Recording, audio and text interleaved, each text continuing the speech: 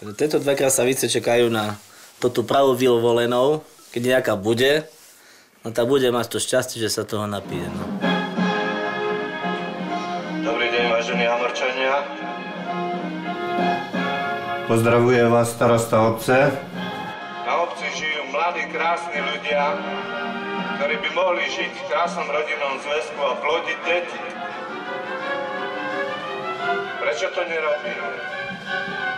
Baví pracovať, hej, že okolo aut také oblasti, no a tak potom niekedy preháňam. No. Prečo jeho sú tak ľudí? Prečo som na svete sám? Monča, naša Monča. Automaticky. Dá si urobiť zubné protézy a bez konkurencie.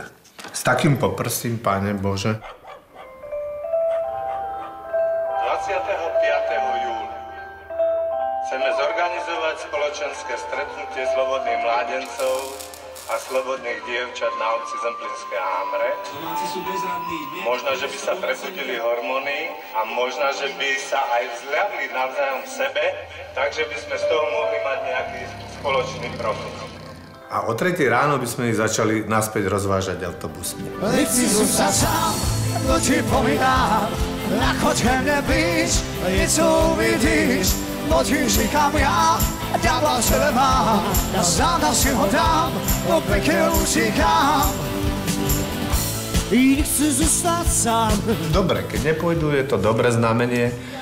Znamená, že sa niekde vytrátili do prírody a už plodia deti.